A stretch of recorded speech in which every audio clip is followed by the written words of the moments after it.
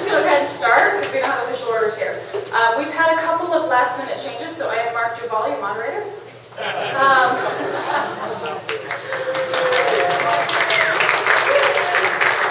Few changes since last year. No, I'm Chelsea Sexton, and Peter was unable to join us, but I did this little public night, some of you know, last year, and when I was asked to do it again, I decided to call upon the absolute #1 benefit of having been a part of the ED1 program, and that is to convene my friends who had them when I'm able. So we were joined, obviously, by Chris Paine, who everybody knows from directing Who Killed the Electric Car?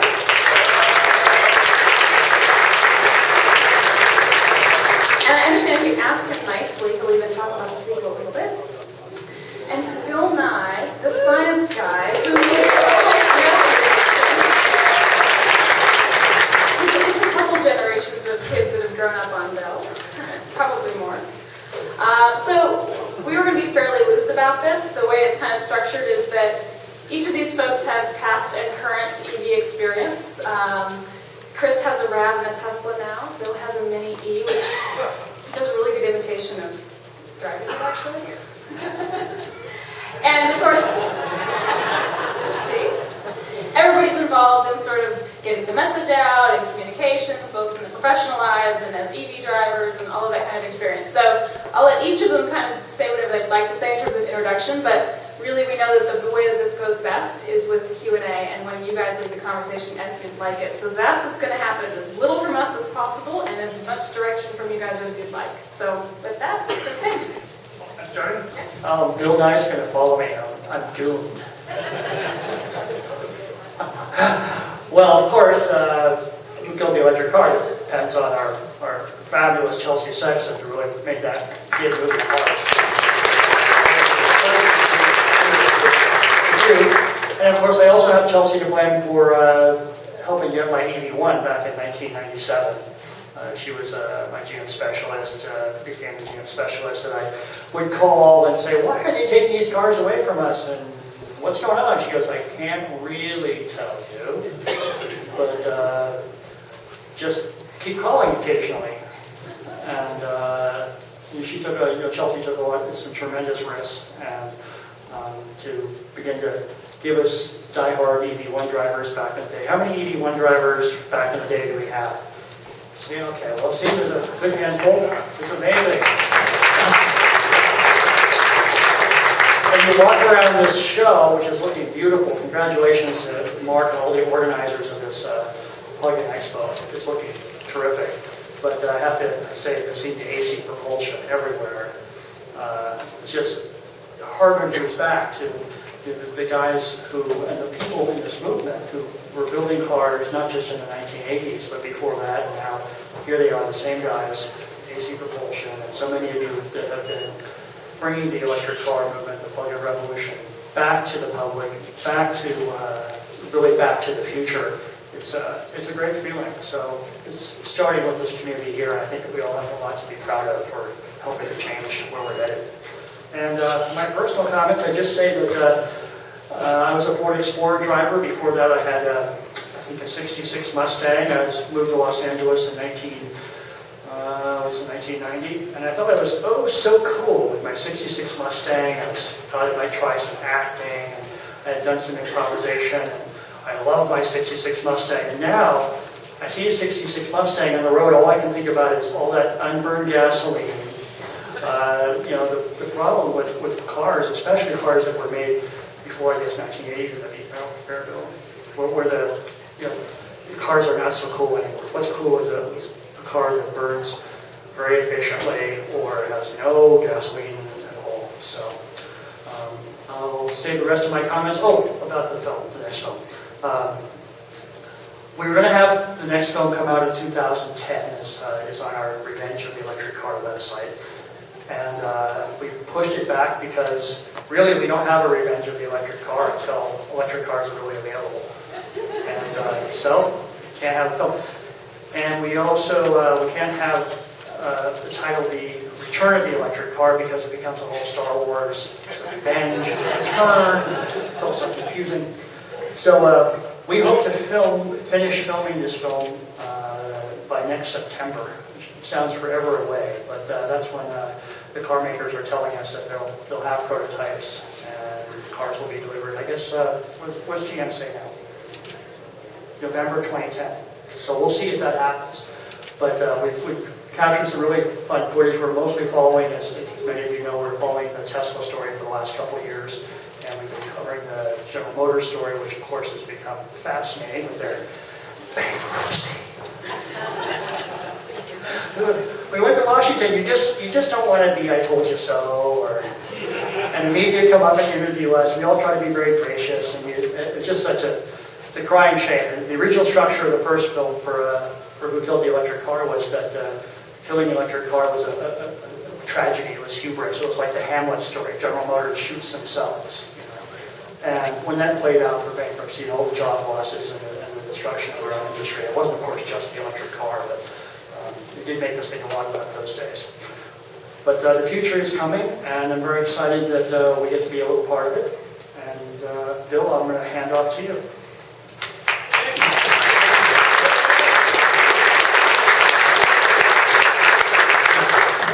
So I just was talk briefly about me.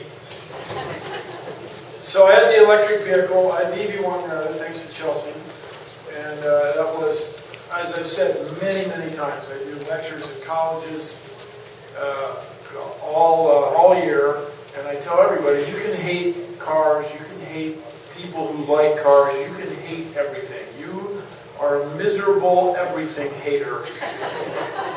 But the EV1 was just sexy. It was just the coolest car. And with that said, now I'm driving the Mini Cooper E, and that is pretty cool also.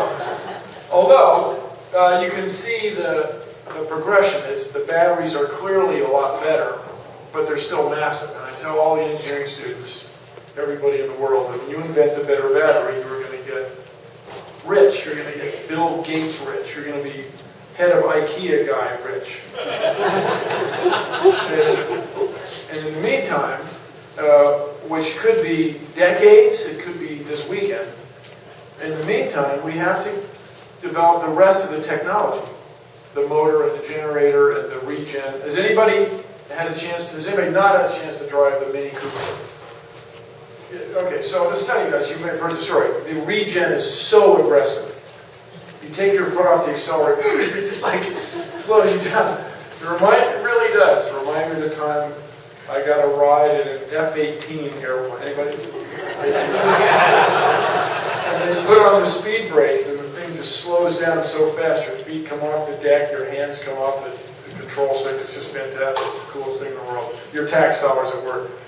So we got to keep these types of vehicles out there. And of course, the heartbreak, as we all know, General Motors abandoned this thing at exactly the wrong time in all of human history. So we'll see if they get it back on track. Now, one last thought is, the car is still not going to be accepted until we get the connector figured out. Everybody, I know you all know that. That's why you have this meeting, right? But I used to work, no, really, but I used to work in I used to have a job. You may not know that about me, but I worked at Boeing. I don't want to frighten you. There's a tube in the 747 horizontal stabilizer, the up and down thing of an airplane, that I worked on. I kind of think of it as my tube. It took me 3 years. Don't worry, I was very well supervised. Just so you know. It's okay. But I worked full-time for 10 years, and I worked part-time while I was writing for a comedy show. I worked part-time as an engineer for 10 more years. And my last job was electrical packaging. And packaging is a word, making circuit boards that don't vibrate apart. That's very bad. And connectors are the death of you. I mean, a connector, it's very easy to design a circuit board where the extraction force of the connector actually breaks the circuit board. Surprising, undesirable result. So every time I'm on one of these shows, I think about that. So with that said, I very much appreciate the opportunity to address you all. I think you guys have a lot more experience with this than I do. But the idea is that we're spending now more energy driving around than we are making things. So the energy we spend driving around is very, very important. We have to conserve it and make best use of it. The electric car is certainly a huge part of that. So with that said, should we take questions? I think we should. So you can see why I bring people that are far more interesting than I am to these sorts of things. We have mics sort of in all of the aisles. We're happy to take questions on whatever you like, I think. So who wants to start? Gardner. Yes, I'll call on you by name if I have to. Microphone's a little far away from me, but I'll ask the question anyway. Bill, you mentioned connectors. Do you have a specific problem with the J1772 connector? Is that J1772? Is that the RV park? We hope it's going to be... What's the J7272? And Not the one in the Mini. No. The other one.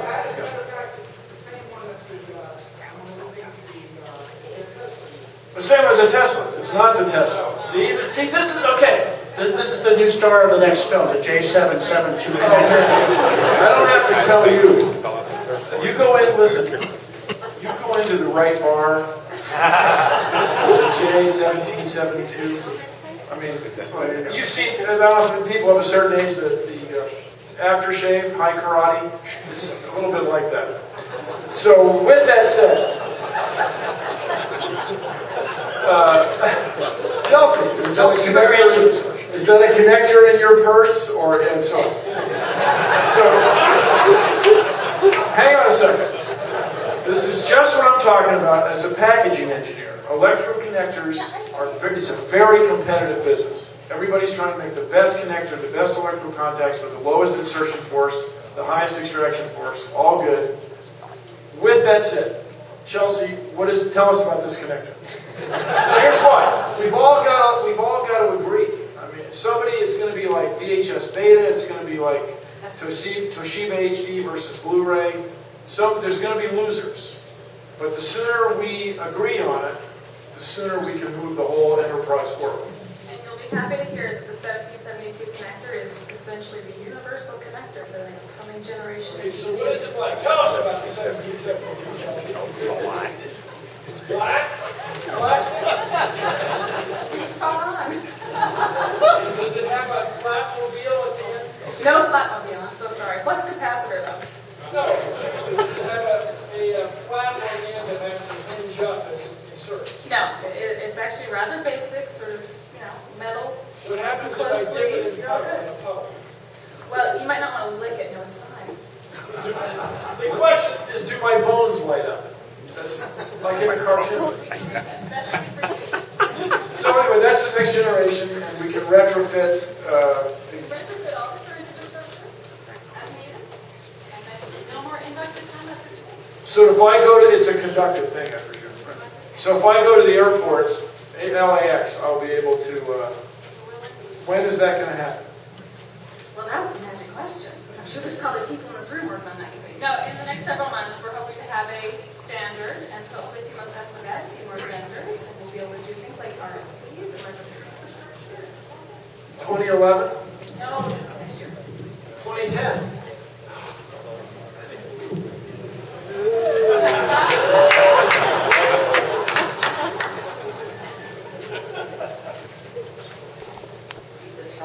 Yeah. Oh, I hope you didn't mention that. Oh, we would have been shocked. Get it? Shocked? Oh, thank you. I'm a teacher. I teach first grade, and when I taught fourth grade, I watched your films quite a bit with my kids, and thank you for that. And I drive a Mini Cooper, but it's not an E, and I want one. Can you just tell us the program? How did you get to drive one? How did you get so lucky just because you're Bill Nye science guy? Yeah, kind of. So you guys just say, being a D-level celebrity or whatever, E-level, whatever, E- level celebrity. You're an E-ticket. Yeah! What'd you say? Sorry. You're an E-ticket. Oh, thank you. Thank you. You've seen the video. Thank you. No, so that's been retouched. So I stayed in touch with what I call the electric vehicle mafia. And so there was a scam before the economy came flying apart where I was going to get, this is the kind of thing, and I love the guy like a neighbor, this is the kind of thing that Ed Begley's always hooking up with. He gets so much free stuff. And so I thought for a few minutes there that I was going to get the use of the Mini Cooper for nothing. But that all fell apart, but I decided to do it anyway, and then you could very reasonably say, Bill Nye, science guy, what in the world do you need another car for? I don't need another car, but it's cool. And the man is going to come and take it back anyway. And so I figured this way I get the trench dug and the conduit hooked up for when my next future happens. So I have 5 bicycles and 2 cars, and I'm one guy. Now get a life. I mean, it's just, but it is cool. And I did not drive it down here tonight. Not because of range anxiety, because of time anxiety. I took the train. Has anybody ever seen this? LA has a subway. $5, and you're in and out. You can read, you can talk with the person next to you, or smell. But generally, it's fine. It's fine. It was lovely. So another question? Maybe we'll switch sides. Okay, here we go. The right side. Equal opportunity. The question perhaps from Chris, who's kind of observed this, the ebb and flow of the electric car. We saw the revolution in the 70s, the solar revolution dwindle and totally discourage a whole bunch of pioneers. We've seen the electric car do the same thing. What is it you believe that separates us now from actually making this a reality in terms of large market acceptance? Do you think that there is a credibility, that the credibility issue is standing in the way? What are the big hurdles that we need to get so that we who are in the business of actually helping to roll out these products actually can help that future a reality? Well, I think our job is public education and really like sort of softening the ground up for the electric car plug-in revolution. You know, there's definitely, whatever the number is, 4,000 or 5,000 of us out there that are true believers for this technology because we've seen it, we feel it, we know it. But There's only, seriously, Chris, only 5,000? maybe 4,900 No, but really, it's not 50,000? who've had vehicles and driven them and really feel it. For example, I have a friend that I go to the gym with sometimes, and he says, "Hey, I'm thinking about putting a deposit down on the Model S." And he has plenty of money, and he's the right guy to do it. And he's like, "Well, so what's your hesitation?" "Well, $5,000. I don't know if Tesla's going to make it." And I go, "Okay, well, that's reasonable. Reasonable. They keep your money if they go under." And then they got their DOE money. And he goes, "Hey, I heard they got some money." I go, "Hey, it might be a good time to put your deposit down on the Model S." He goes, "Well, I kind of like to drive it first. Kind of want to drive it first." And, this will just go on and on and on. And even in the one day, it's like, well, I want to see what it's like after other people have driven the car for 5 years. And I want to wait until my mom gets one. And the list goes on forever. So to really build that market, I think that with the consumer, it's demonstrating getting these cars on the road like they're going to need. And then making this subject as sexy and fun and part of the mainstream as possible. And I think a lot has happened in the last year to do that. People are talking about it. I get calls from people that I would never get calls from before that used to think that we were just like, well, like you call. And, I think, Can I offer you a ride? I don't know.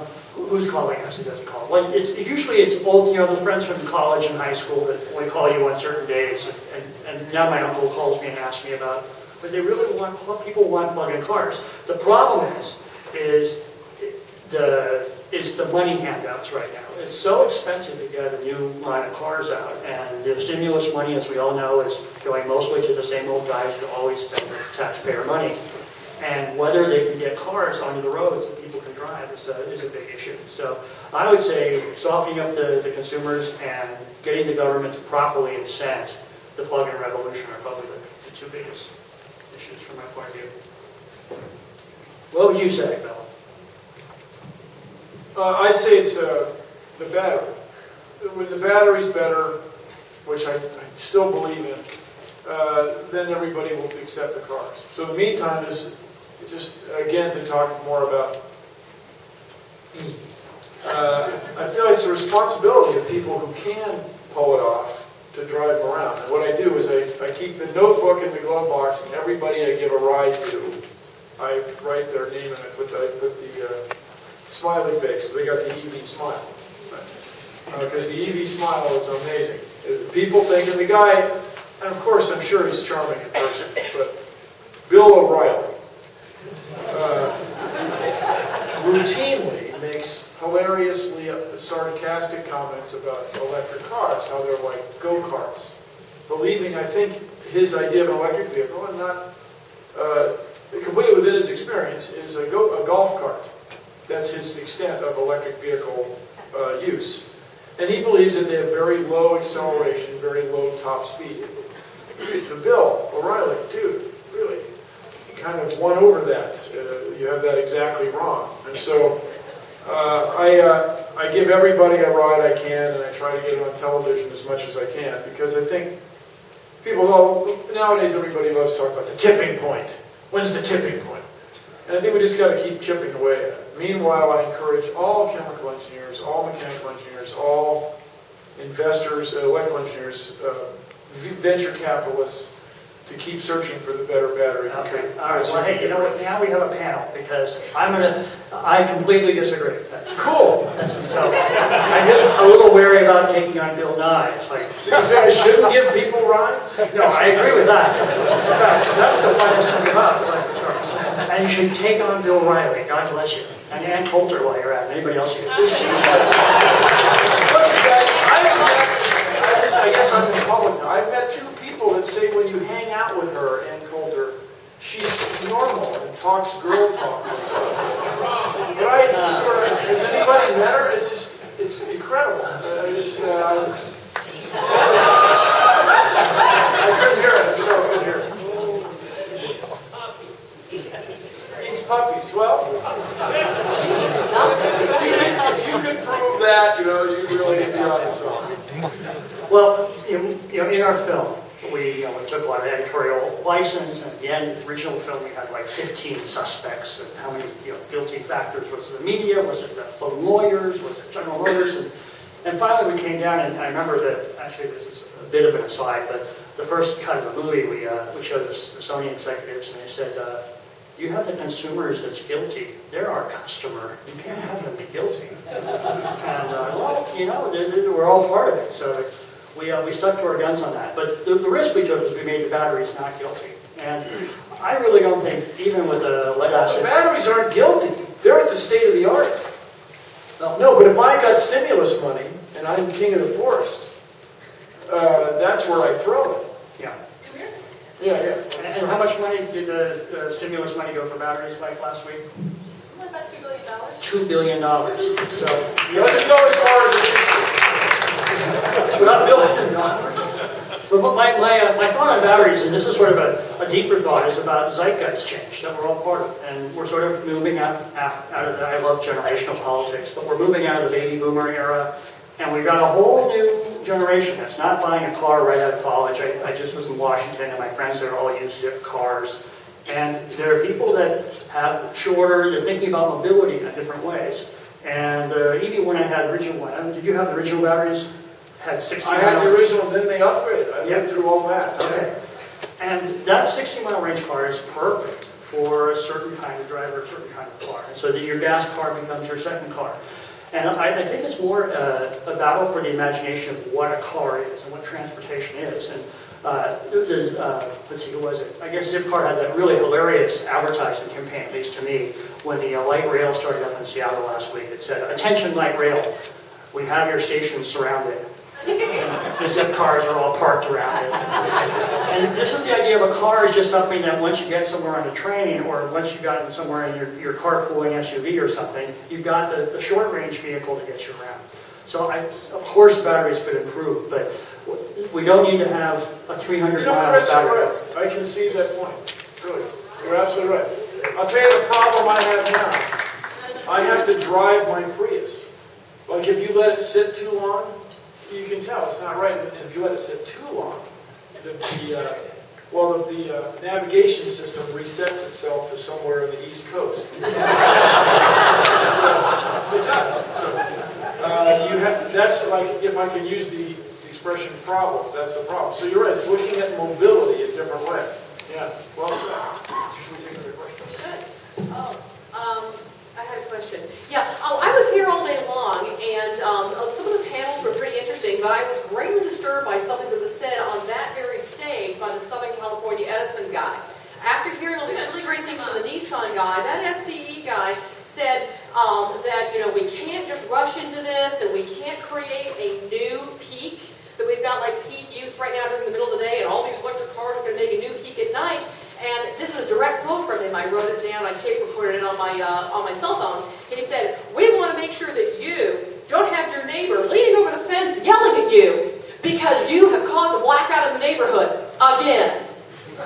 And I don't know what the scare tactic people blue crap was. Yeah, I live it because I'm wondering though. I mean, this is a really great way to discourage us. I was thinking, gosh, if only we had a company whose job it was to provide us with reliable energy and maybe bill us once a month. And then I went, oh no, that's what this guy's job description is. But I'm asking you, because me and Linda were talking about it, the plasma TVs, those big screen things, or that spare refrigerator that every one of us has an aunt who won't get rid of, that's out in the garage, they use it one day a year. How does charging an EV compare with the other appliances that SCE isn't trying to scare me into not purchasing?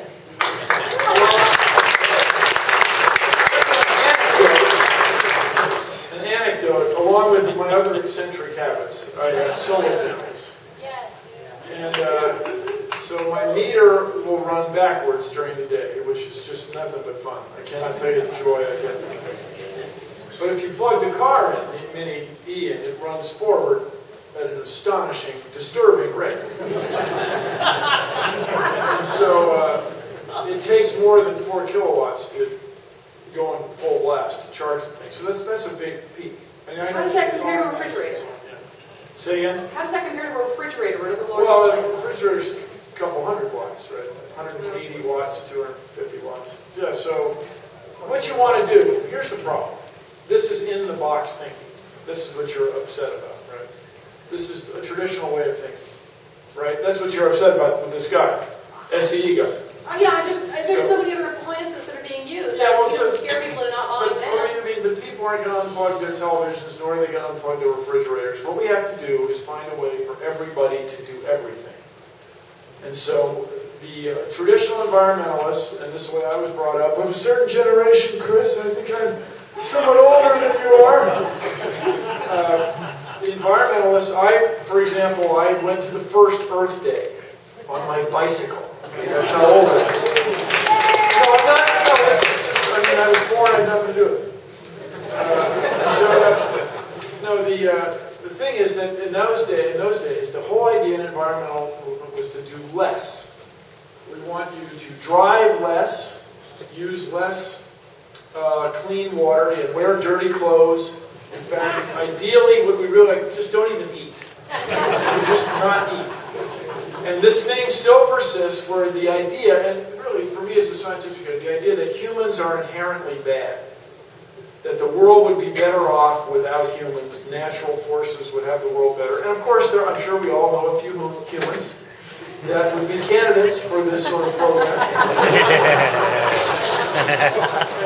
But you don't get to choose that way. No, instead, what we have to do is find ways to do more with less.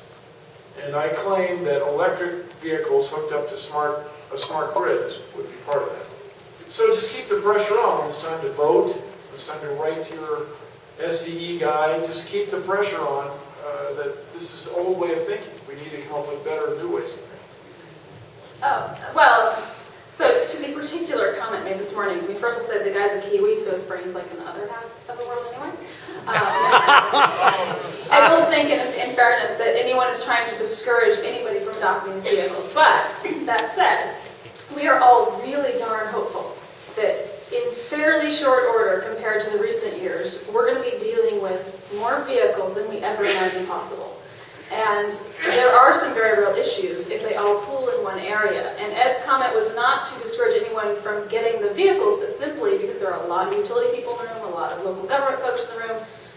You know, the reality is the cars are a year and a half away. There are some very real issues we do need to start thinking about and planning for, so that when there are those millions of cars, we don't have to worry about transformers blowing and that kind of thing. So, you know, really all it is this is something we need to pay attention to, so that you guys as consumers never have to worry about that issue. That's an industry thing for us to worry about. It's not for the public to have to worry about. And that was simply his point. But, you know, I think it'd be a really good problem to have, really.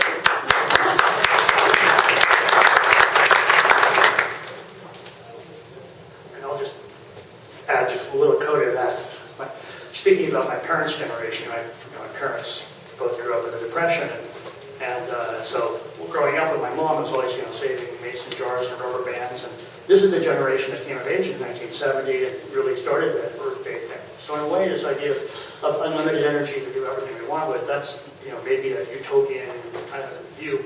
I would agree with you. Let's do more with less. And the number one energy source out there is using less energy. It doesn't mean we have to stop. But so that's from my mom. Is she here?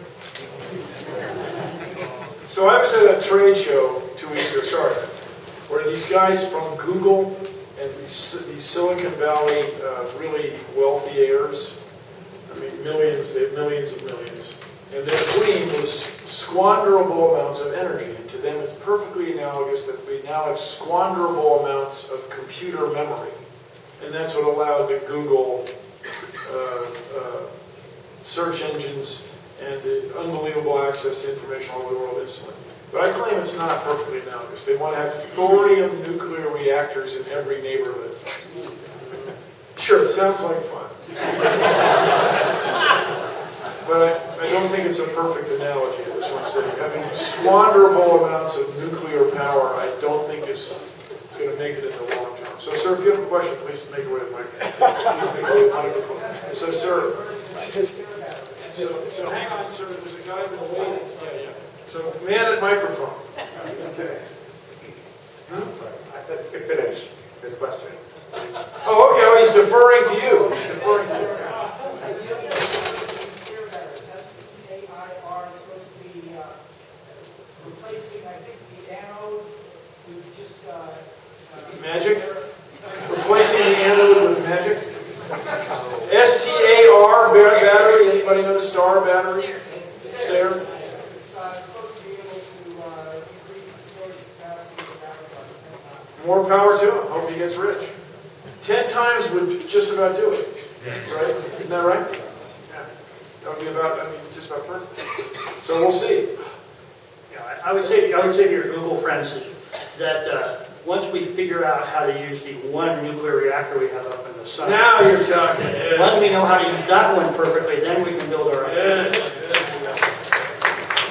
But they really believe it. They really believe in thorium, which is easier to get than uranium. That's really the key. It wouldn't have liquid, it would have solid state sort of solar cells that do heat instead of light.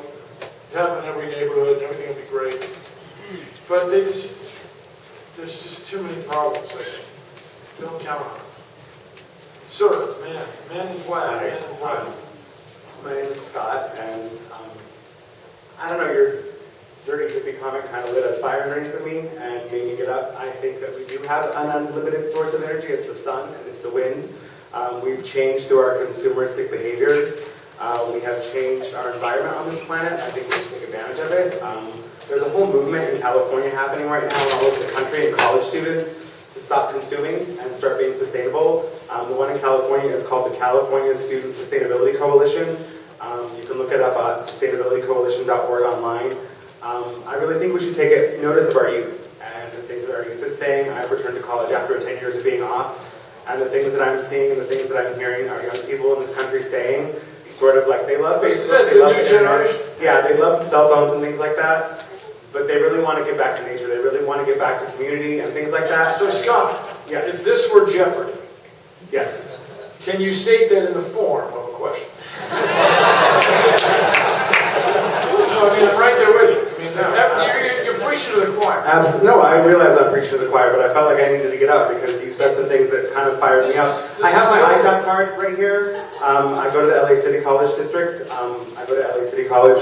Our ITAP card is only $15 for 6 months for full-time students. 6 years ago, I was a car driver. I lived in Koreatown. I lived by the subway. I was too proud to take the bus and the subway. I thought it was beneath me. And I got on, like you said, I started meeting people. I rode down here on the train myself tonight. I was an hour and a half late getting down here. I was at school working on things. But take your metro, take your public transportation, write your senators, because we can't do this, you guys, unless we get people in our communities to realize that we can have solar panels, that they are becoming affordable, that there are sustainable ways. Because what this lady's bringing up, it's a really good point. People are concerned, and people that are ignorant, that by no fault of anybody's, they don't know. And Scott, we we're all share here. that. We're with you, Scott. I know. I'm just reiterating that dirty hippies, Republicans, God love us all, and I think we should just stop, like beating each other up, Like it's really funny, but I think we should be conscious of that. Be aware of It's our nature to beat each other up. That's why we have elections. You know what, though? Mr. Nye, thank you so much. Right on. Carry on. Yes. He's right. I mean, one of the interesting things that we've seen over the last couple of years is the involvement of youth in this movement. And, we always loved, the joke was we loved taking the cars to schools and stuff because the kids could see all that the cars could do and the adults would immediately see all that they could not. And it remains that way now. And one thing that we've been just absolutely stunned by is the rollout of the film into high schools and colleges and the projects that have resulted from that. And, last summer, a 14-year-old rode her bike over from Minneapolis to Washington, D.C. to deliver a petition to her congresswoman just to help them electric cars about. Because she really thought that, no matter how much notice she got or how much that petition did, that really each of us could do something, and that it didn't matter. I have a 7-year-old little boy who sleeps with a Tesla Hot Wheel under his pillow. He was an EV1 last Halloween. We have a generation of kids that automatically assume now that their first car will not run on gasoline. We went to a Virginia high school a couple summers ago, visited half a dozen kids who all flunked out once or about to flunk out of high school completely, did Q&A, let them tear an EV around their parking lot, and one of them took us aside at the end of the day. He said, I have been angry and frustrated my entire life. My government's corrupt. This is 2 years ago. My country's corrupt. I'm angry and there's not a damn thing I can do about it, and I sit at home and I beat my fist against the table. And then I watched that movie. This is a 17-year-old junior in high school. And he said, I watched that film and I thought, if that little white girl can do it, I can do it too. And I can vote, and I can get my friends to vote, and I can go over the hill to Washington, D.C., and I can go and testify to Congress, and I'm going to take my country back. And truly, to Bill's career, to your point, if we could get one kid in every high school to feel that passionate about anything, where would we really be? But it's true that it is multi-generational, this effort that we need to have, and we spend a lot of time focusing on legacy from a perspective of what is the condition of the problem we're going to leave our kids. And that's a noble question. But really, the legacy we all need to be worried about is the fact that this is not going to be solved in our generation, and that the one thing we can teach the next is this is worth working on. So whatever we can do to instill in them that will is really our mission, as much as doing as much as we can now. So, I agree with you. I think we all do. We've seen some fantastic things happen that inspire all of us. And, it's a matter of continuing to feed that at every level we can. One thing that we're hopefully going to cover in our next film, but this is so fascinating to me, is with the idea of what a car is. And we talked about mobility for a second, but a lot of this, if you watch how the car companies market their cars, it's always about freedom and sexuality and power and freedom and freedom and freedom. And teenagers love it, and as you get older and older, like me, you still care about all those things. I was going to say, I look forward to growing out of that. Yeah, you never know what you ever done. So the mobility thing I'm still just thinking about a lot in Washington, D.C. was a group house, 7 20 to 30-year-olds lived in this house. Nobody had a car. They all had bicycles. It's true that they weren't suburban commuters, but they had all of them had the little timeshare car. And that was, they said the first week when we sold our cars for $6,000 and got our our shared car thing, we're all nervous that would take away our freedom. But once people understand that whatever their car is, for example, an electric car, range anxiety, well, that's a metaphor for freedom anxiety. You're going to take away my freedom. So I think part of this consumer education project is changing what freedom really means. Like this young guy expressed earlier, freedom is about more than having a 300-mile range in your car. That's my 2 cents. All right, Paul, you've been very patient. Thank you very much. Chelsea, I'd like, this is kind of a two-parter. Chelsea, you were there at the front lines back in 2003, in the rain with this protesting when we couldn't get the press to pay any attention, and obviously the car makers weren't paying any attention, at least not to the extent of building new electrics. A lot has changed in the last 6 years, and so I'd like to get your impression of where you see things going, how fast things are happening. And Chris, given that you're doing this film, you're privy to a lot of information, and this being public night, some of the people in the industry know about what's going on, but a lot of the people here tonight are not privy to a lot of what's happening. So I'd like to get Chris's opinion on who are the players, the cars that we see coming out next year, and the year after that, and the year after that, and the year after that. So who are the ones that the people in this room are going to be buying from 2-3 years from now? Well, Paul, first of all, a plug for Paul's amazing blogging skills over the last 2-3 years. Paul has been tracking this industry almost better than anybody I know. And what's it called? Cars Plug-in? What's your new blog? EVs and Energy. blogspot.com. You can also see it reprinted on revengeoftheelectriccar.com. Shameless promotion. Let's see.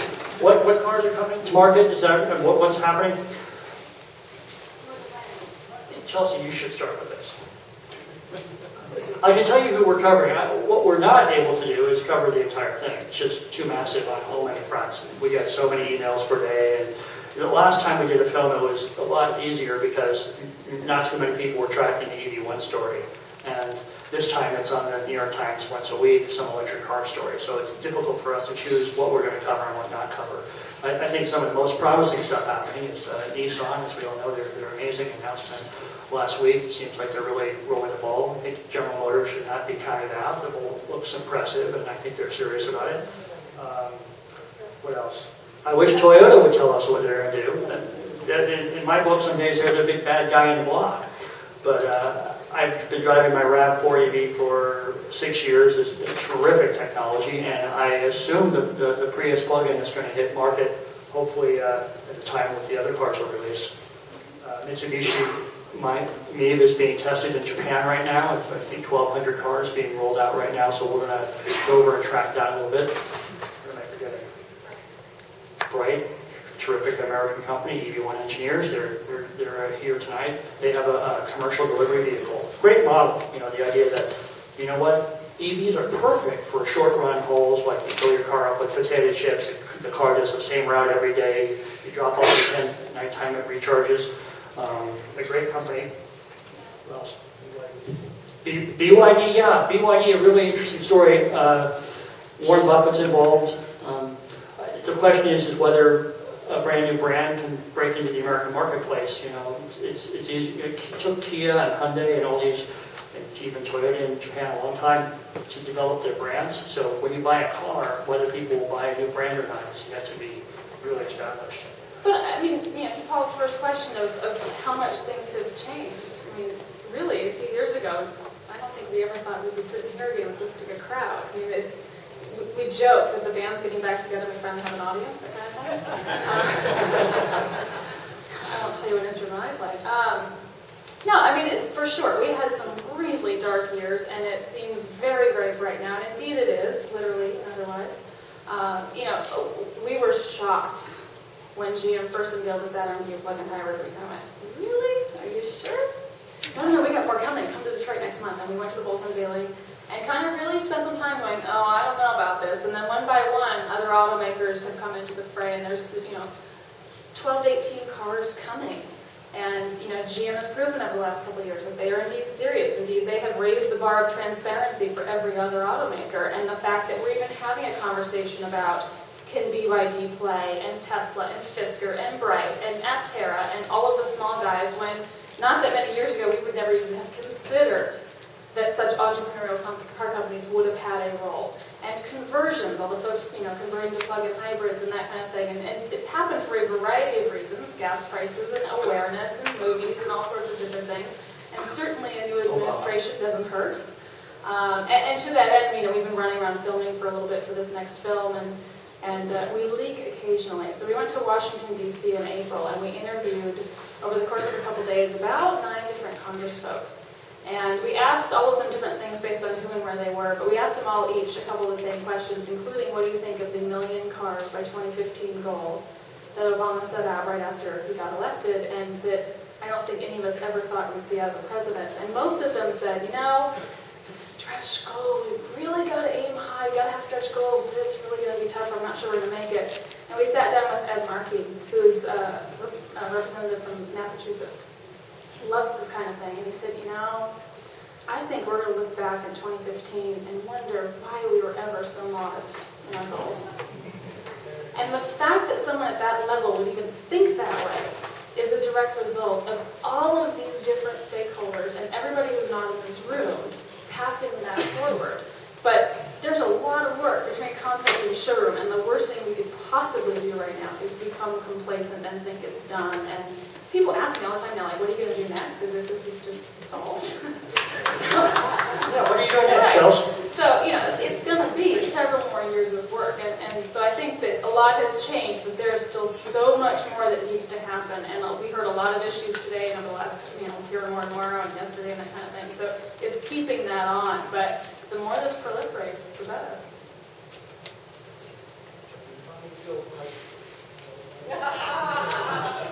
Better restate. This one is good, Chelsea. You're the moderator, Have Chelsea. we killed hydrogen? Well, according to the National Hydrogen Association, we have hydrogen, actually. I don't think it's going to go entirely away anytime soon. And frankly, I don't think it's our purpose to kill it. Apparently, it's raised many years of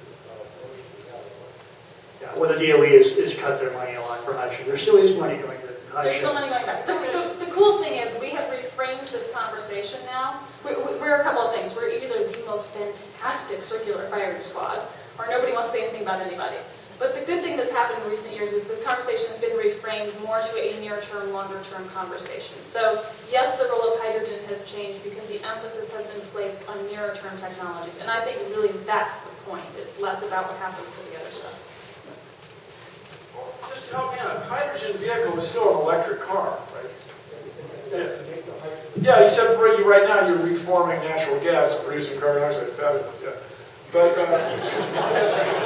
the dream, though, is to ultimately have a battery, just to paraphrase it, that's just got protons, where the electrons are just jumping from proton to proton without having to go through the goo. So, well, that's what the toothpaste that is a battery medium. So wouldn't it be great if these things converge? So I don't think it's something to worry about that would kill hydrogen. It's a matter of where the priorities are part of what is the cost. Oh, but is money being allocated? Yeah, right. It's really more of an issue.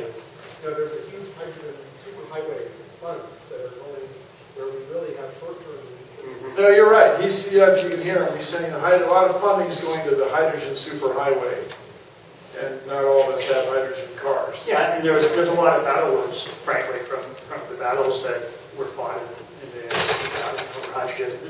We were all pitted against each other. I just got back from the University of Delaware for a solar hydrogen conference, and it was very interesting presenting to that audience the battery-powered electric car story. But as I pointed out, I said, a lot of the animosity came out of the fights in the California Resources Board, and the way that they pitted these technology groups together, and the money went one way or the other. It's going to take a little while for that to completely heal, if you're an inside player. But from the public's point of view, it's, let's get electric cars. I have people come up who drove the Honda and the General Motors hydrogen cars, and they love that because basically, as you were saying, they're just electric cars. Exactly. So I think it will settle down. Zan, right? Or over there, sorry. Just very briefly, and then I will be taking effects on the American car market for 1,000, Bill, but in just a second. I would like to just reiterate very briefly that I think there is an elegance that is emerging around like efficiency and green, like just doing it. And it's not like, oh, I'm green, oh, I'm special. I'm just doing it, you know. So I think that's, maybe it's generational, maybe it's not, but I think that's done a lot to make all of this a lot more feasible in a lot of people's minds. But to my question, I actually ran into some folks from Energy Efficiency Solar. We were a solar company too, Fat Energy, but they were telling me about their experience with their RAV4 electric vehicles. And they were talking about how awesome they were, this and that. We were saying like, yeah, the only thing we've done, and like ever since we got them, is like we had to get new tires. And I was like, well, that's pretty sweet, you know, like that's like no maintenance. So then I drive around LA, and like I see all these guys that I kind of start to feel sorry for. Is like all the mom and pop like car repair places, you know, and I'm sitting there and I'm going like, wow, like I wonder how this part of the American car market, how do you guys foresee the effect on that, and have you perceived any like fear and backlash from them? Like essentially are electric vehicles so low on maintenance that they may actually put those people out of business, or is that kind of not really an issue? Good question. Well, I mean, the idea is, I mean, from what I hear of that question is will the fact that electric cars, especially pure electric cars, require so little maintenance, put out of business the huge industry, which is called tune-ups and maintenance and repairs for internal combustion engines. And it certainly will change the landscape, which is probably a great thing, because there's tons of new jobs to build the next generation electric infrastructure, to build renewable energy, to train people about electric cars. But it's going to be a lot of job retraining and smart programs. Yeah, but at the same time, I mean, I think we have to have a little perspective about this. And it feels like it's going wicked fast to us because it's gone so slow for so long. In 10 years, hybrids have penetrated the new car market, not the fleet, the market, by 3%. We are going to have gas cars to be serviced for so very long that, you know, these people will be on their kids and grandkids before this conversation really ever comes to light. But it is an interesting point. However, I have also watched the industry struggle, worked with dealers for years and years, and they have a really hard time getting trained techs. And so the conversation always starts off with, oh my God, you're going to shut me down to lack of maintenance. And we walk through a conversation that looks a little bit more like, well, here's what's involved, and here's how you could put that many more cars through your same dealer footprint with less overhead and fewer tax and that kind of thing, and all of a sudden it starts to look really attractive. So, you know, yes, it is an evolving business model. Things will change, people will be retrained, but A, it won't move as fast as we think, and B, it's not as bad as it sort of seems on the surface. I'd like to make a blatant plug for Plug-in America. And by way of giving some information that might be of use for folks here, pluginamerica.org, we just recently put up a vehicle tracker, which is tracking the progress of all of the new cars, vehicles, two-wheelers, trucks coming on the market. And we try to keep it up to date. So if you're interested in following that information, pluginamerica.org. Then the question I have, you guys, is I'm always concerned about the public perception and resistance around range anxiety. And I play with this question in my mind, why buy all EV when we're coming out with a plug-in electric hybrid? And folks who, if I were married to an early adopter, I don't know if I ever would have gone an EV with a limited range. So is the plug-in electric hybrid going to rule instead of the EV? Is there going to be a competition? Well, I think it'll be a transition. Just for me, the aesthetic of the electric car is so wonderful. You know, there's never the smell of gasoline. You never stop at a gas station. I think Chelsea, as you said, we got 3% hybrids. How many people here have a Prius? Or, yeah, this is what more. Yeah, this is everybody hybrid. This is, you know, the hybrid nexus here. So, once again, I don't think it's going to be either or. I think it's going to be a transition. There's room for both. And I got to tell you, as an engineer and what do you call it, happy thinker, this idea that you store everybody's electricity in everybody's car, oh, that's so cool. That is so cool. You know, it reminds me of, we invited to the funeral we had for the electric car, the EV one. We invited Paul McCready to come to it. And that was like such a coup, because I had grown up with Esmeralda truss, all those amazing doing more with less technology that he developed. And we thought, wow, Dr. McCready's going to speak on the microphone at this show funeral for the electric car. He's going to really give it to GM. He's really going to talk about how the big man has destroyed everything. And he get up to the microphone and he said, well, it's too bad about the EV1, but really, what we really need to be thinking about is peak oil. I had never heard the expression peak oil, unbelievably, in 2002, and how electric cars are going to create vehicle to grid. That's what the future is. And then he talked about vehicle to grid for 3 minutes, and we're all like, what the hell is he talking about? Vehicle to grid. But it's just one more example. Paul was just so out in front of so many ideas, and vehicle is very exciting. Maybe, when do you think it's realistic, would you guys say, to think that V2G is an actual percentage of power management in this country? Is that 20 years away, or is it? Well, I think it's a long way away in most places, but in certain places, like Southern California, I don't think it's nearly that far away. Just that, and I'm not as into this as you guys are. I'm not, if you will, as connected as you are. But that even the Los Angeles Department of Water and Power can allow me to sell them electricity. That's remarkable to me. So I don't think, at least in my neighborhood, I don't think it would be that much harder to put electricity that I'm generating from solar panels into my car on the way to the grid. That's great. That's great. No, it's fantastic. And my thanks to the Department of Water and Power for allowing me to keep my mechanical meter. Because it's a sales tool. I'm telling you, people watch the meter go backwards. And they get no, I'm not joking. It's just so much more interesting visually than. I'm not kidding. You guys, this is my business. My business really is presenting technical information in a way you can grasp quickly. It's much easier to grasp it when it's electromechanical. So I got to think that in Southern California, San Diego County, Los Angeles County, this is really doable. We can do this in 20 years, I think in less than 20 years. But of course, this is easy. Once again, preach to the choir. Very good question. Thank you.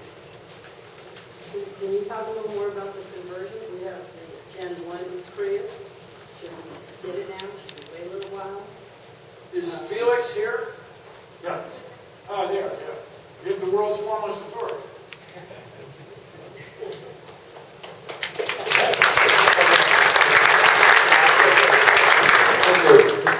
Well, there are a lot of alternatives for people who want to take their existing hybrids and convert them. Downstairs at the show, if any of you were there, there's the first really low-price conversion of a Prius by a new company called Engineer, and it's engineer.com. And in a couple of days at calcars.org on the How to Get page, you'll find a link to them. So they have a $2,000 to $3,500 conversion that is also the first one that works on the Generation 1 Prius. So that's really important because up until now it's been $6,000 to $12,000. The only people who would pay that are people who want to have the world's cleanest extended range vehicle now, now doing it for the payback. But, the importance of the conversions was that it gave people a real image of actual vehicles that got 100 miles per gallon, and it enabled everybody to say, why can't we have this now? And so, the conversions are already pretty clean, pretty economical cars. And it's nice to make a 50-mile-a-gallon vehicle into 100. Right now, though, just to put in a little plug for what we're doing, we're focusing, you should think differently about this. You should turn it around and not say miles per gallon, but gallons per mile. And then you understand this. A Prius, my Prius, it's great. For 100 miles, instead of using 2 gallons of gas, I use 1 gallon of gas. But if you could take a 20-mile-a-gallon vehicle, a 10-mile-a-gallon vehicle, and make it a 20, that would mean for 100 miles, you would use 5 gallons of gas less for 100 miles. That would be much bigger. So the bigger the car, converting it, the better the benefit. So we're actually now focusing on something that nobody thinks is possible, and we think is going to happen and has to happen. just as Chelsea was saying, the rate of penetration of new vehicles is so slow that we're not going to get a significant benefit from the new plug-in vehicles for more than 10 years in terms of oil consumption and greenhouse gas reductions, and we have to get that sooner.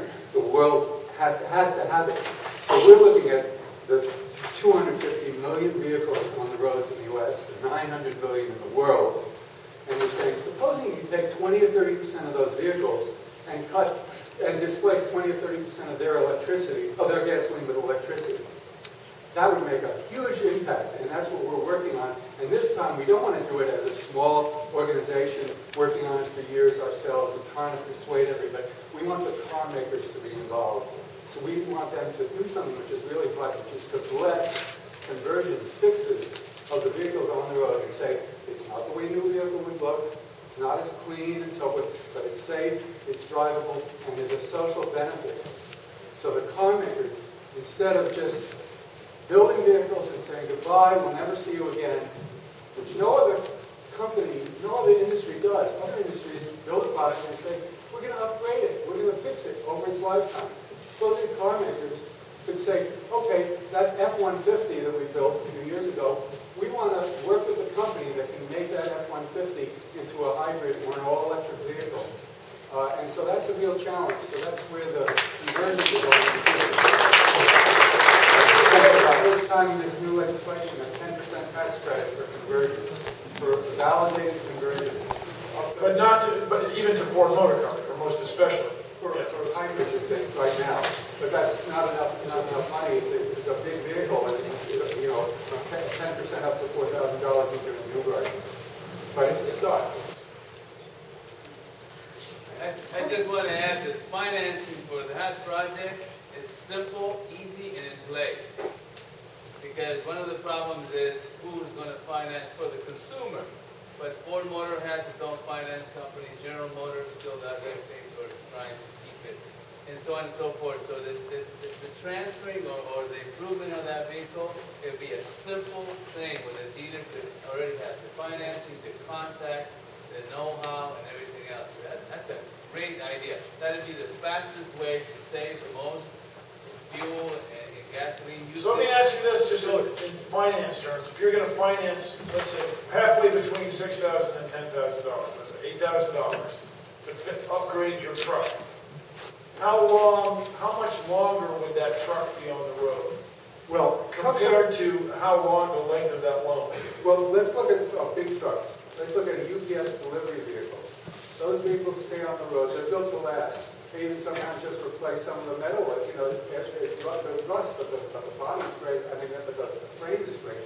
A UPS truck stays on the road for 300,000 miles, during which time they change the drivetrain twice.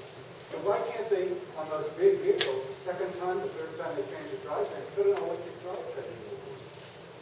So, yeah, so it's definitely, I mean, there's certainly a lot of this kind of thinking starting to happen of, you know, beyond just new vehicles and different other things. We are getting sort of towards the end of our time, so I'm going to suggest that we take the questions of the people who've been standing there waiting so darn patiently, and then we'll stick around afterwards. And those that want to have more of this conversion conversation, absolutely, Felix is right here in the middle of the room, you know, that kind of thing. But those who've been waiting, I'd like to make sure we get to. Hi, I'm Joe Galliani, and my question is about the sense of urgency. When we were at this conference in San Jose last year, we had a gift, Deus Ex Maxima of gasoline prices that were between $4 and $5 a gallon, and that drove a legitimate sense of urgency among consumers. At this show, I'm missing a sense of urgency. I think we're all very pleased with how much progress has happened in the last year, and it almost seems like we're too patient. I'm an advocate, along with Bill McGibbon, of 350 parts per million of CO2 for a sustained civilization as we know it now. We're right now, and Bill Nye can confirm this, we're at 389 point something, and climbing 2 parts per million a year. But I don't hear a lot of talk here at this conference, and I don't feel the connection between the sense of urgency to get greenhouse gases down before we do pass the point of no return, and the need to get into EVs. Can you tell me about that sense of urgency? Well, I mean, the EV people are believers. That's what I would say. mean, if you start, as I say all the time, if you like to worry about things, we have the financial crisis, we have human immunodeficiency virus, we have apparently assassins paid for by our own tax dollars. That's all great stuff to worry. Plane crashes unexplained in the South Atlantic. But if you really want to be terrified, I think climate change is ideal for you. That's why I embraced it. So the climate change will kill billions of people in the next century. But we got to do all we can right now. So I'm sorry. Why aren't we all running around screaming and pounding on the table? I feel like it. That's not the question. The question is, why aren't the manufacturers marketing with a sense of urgency? Oh, well, here we are. I actually have been part of some conversations that had a fair bit of urgency in the course of this conference, but I mean, I agree that certainly we had that atmosphere of high gas prices, although I just paid $3.50 yesterday, so I don't think they're that low. But to the earlier point, I think we are also a little bit caught up in the excitement of this is all happening. We're all finally taking that breath, like, okay, finally, after all these years. And that is this, sort of on the cusp of complacency that I think is exactly not in our favor. So it is still a sense of urgency. There is still a lot of excitement, but we have to balance that tension between those things. And also between the fact that now we finally do have a fair bit of consumer demand, and we want to harness that excitement. But the reality is we're still, a year and a half or more away from really cars in showrooms with new pilots notwithstanding, and that breeds frustration and sense of vaporware and that kind of thing. So it's a lot to balance, and the mission becomes, a lot of public education about what's coming and when and all of the issues that go into it, but also a lot of figuring out how to harness that consumer demand and create a sense of community around it. It's not the first time it's happened. We've seen it happen with Saturn and Smart and Tesla and a few others, where they got people to wait a really long time for cars, just based on creating that sense of community about it. And especially with the early adopters, they love to feel a part of something, they love to be ambassadors. It's fantastic, but it is balancing those things that becomes our challenge. It's such a complicated question. We could talk for a long time about it. And my quick idea that comes to mind is that car companies are in the business to make money. So how are they going to make money fastest? Will they create demand? Well, how do they create demand? Will they create something that you want, like we're talking about before, that's sexy and it's safe for your family and it's powerful and it does all the things you want to? Very difficult to market fear unless you're the Pentagon or a politician as something that you want to buy. Like, well, I'm going to buy this car because I won't flood out my neighborhood in Venice, California, and all frogs are going to die, and all the serious issues behind climate change. So I think it's part of the general matrix of the electric car discussion for sure, and I agree with Chelsea that we can't be complacent about not just the speed of adoption of the plug-in movement, but climate change and everything else. So, thanks for the question. Gets back to the thing about mobility, to me. It's a different way of looking at getting around. And so much of our energy right now is used in getting around. So I don't get too far away. Climate change is the most terrifying thing I can think of. And so that's why I do what I do. It's probably why everybody's here. I mean, really, it's going to end the world for a lot of people. So I guess your point is well taken. Let's get passionate people. Let's go to That sense of urgency that led Felix and I to develop this whole thing of conversion of ICE vehicles. Yeah, a couple more questions. Somebody asked a question. Okay, I'll go. I just can't wait until the EVs and hybrids become available on the open market for everyone. I, for one, will be one of those standing in line to buy a hybrid or an EV or even both, depending on how much I make. But I'm thinking out loud here. There's a potential that millions of Californians will buy EVs and hybrids, or even tens of millions in the foreseeable future. And with all these cars using electricity, I'm just thinking, has anyone done a thermodynamic analysis on where all this electricity is going to come from? Is there enough green energy, whether it's solar, wind, or biomass, to provide all this electricity? Or will we end up in the foreseeable future just burning more coal and natural gas to power these hybrids and EVs? Thank you. You guys going to talk about that? So just shooting from the hip. If everybody drove electric cars and we burned coal, it would be less inefficient than what we're doing now. It would still be less inefficient. Yeah, factor of 3, yeah. So in other words, we'll cross that bridge when we come to it. And the big thing, there's two separate things about this issue when I was really involved in it. The first one was just that total energy is less inefficiently used if you make it at a power plant and then send it on wires to cars. And the other huge thing is the spreading out of pollution. It's much easier to control pollution at a single source at a power plant than everybody's car spread all over the map. That's a very good and important fundamental thing. So everybody has to be an ambassador for this. And there's so many hidden pollution costs to gasoline and oil refinery, all the electricity they use to refine gasoline. By the way, what is that number? How much electricity is in 1 gallon of gasoline? If someone has that answer, bring it up on a card for me, that'd be great. The statistic now is, I think, that the power industry can charge 150 million cars at night, an off-peak right now, and the chances of us getting 150 million plug-in cars on the road in the next 10 years is probably not too great. So there is, as Bill was saying, there's like lots of transition time for us to clean up the power grid and bringing up plug-in cars to a more and more renewable power grid. Good? And you can solar your house. By the way, if you want to, you do this, Bill, with your solar grid, you can go to the internet and find out when we're wasting. Oh yeah, you gotta have that. Yeah. Oh, you're kidding me? If I'm in Norway, I've got to be able to check my solar panels in Southern California.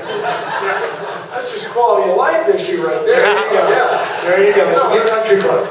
No, that is the coolest thing. No, so I'm doing a talk in Hanover College in Hanover, Indiana. And I can call up my solar panels, see it, continuous output. Oh, it's so cool. And that's almost free. That's the internet. That's what the information technology is. And so what we all want to do along that line is have everybody's house show you how much electricity you're using all the time. And this really motivates people. And I'm warning you, parents, when your kids get hold of this, when they can watch how much energy your house is using all day, they will hassle you. Oh, you will be turning out lights like I can't even tell you. We're using a fat spaniel to do ours. And if that's, yeah. Now ours is on amerifishhouse.com. If you want to see what energy pigs we are, you can go there and see it. And our house had a swimming pool in it, and the number one thing that uses power at the house is the swimming pool pump, even more than the electric cars. It's the 2 amp thing. It's just so we're just going to drain it and plant corn like my dad always said. All right. This is a very simple question. It's like, by the time when I babble a lot, so sometimes this happens. I babble a lot, so by the time when the plug-in cars take place, are gas stations going to be changed into electrical charging stations? I sure hope not. This is going to be the most simple question you've heard tonight. We're fortunate in California to have a fair bit of infrastructure already in place that needs to be retrofitted to the new standard. But we spent a lot of time over the last 15 or so years planning where charging ought to occur, and we found that people didn't like spending hours in gas stations very much, and that they really prefer that we put them in places where they would spend time, shopping malls and beaches and universities and that kind of thing. So not only do I think we're going to have those gas stations around for as long as we have the mom and pop service stations, while we absolutely want infrastructure, one of the keys to deploying it well is not only to think out what it should be in terms of volts and amps and all that kind of thing, but where it should go and how it should be accessed and that sort of thing. So it's a little bit of a different endeavor, making sure it's sort of right tool for the job for this. So no, I don't think the gas stations are going to switch by and large. Few exceptions, not common. Yeah, so we'll finish up right here. There's 2 questions right here, and then we will stick around and thank you. A business may evolve where you get your when you buy tires, a place like that where you spend about that much time, your car gets charged up while you get new tires. That could be, but mostly it's where you park everywhere, shopping mall and stuff. especially at your home. Okay, 2 comments and 2 quick questions. Comment 1, I just heard about a great program at Williams College called Do It in the Dark, which is all through November. College dorms competing with each other to see who could be greener, who needs less energy. So they gave me a guy in his 50s, surrounded by college co-eds. They gave me a dozen glow-in-the-dark condoms. Here, Bill. Insert range anxiety.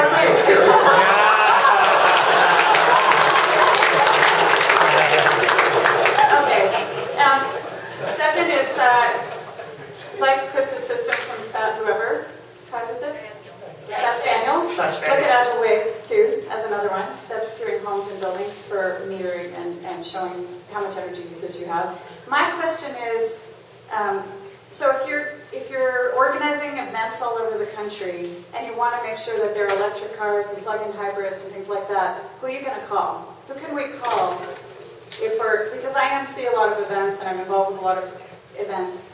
Cal Cars, Plug-in America. Plug-in America, Electric Auto Association. Yeah, I mean, truly, actually, if you just, rather than trying to remember it all, go to Plug-in America. They link to everybody else. And yes, there are cars scattered all over the country and drivers who are the most amazing people about trotting them out and showing them what's up. And is Plug-in America also doing sort of massive marketing campaign about the next 18 months to think about how we can use everything from movie theaters to television to social media to every tool that we have, college campuses to do it? Using their massive marketing budget. So it's a little bit of a plug for Plug-in America that there's no big pot of money sitting there to do this yet, right, and to fund this. There is not, there are several efforts going on. Plug-in America is sort of amazing. It's almost entirely and always has been a grassroots, completely volunteer organization. So they do a whole lot on very little. And right now, I think the central clearinghouse of consumer-oriented information on this. That said, the whole takes a village thing is very, very true for all of this. And so part of the conspiring that goes on at conferences like this is taking as many different fractured efforts as possible and combining them in that kind of interest, as well as addressing funding strategy and that sort of thing. So, one-stop shopping for both your companies. Thank you. To your next Aspen Institute event, I think, Suzanne. Exactly. Somebody had made some kind of a comment about where we're going to get the energy for all these electric vehicles. If we decentralize, it takes a lot of the energy out of having to push it hundreds or dozens of miles to get where we're putting it. And also, there's 233 watts of electricity, of sunlight hitting every square foot of the planet.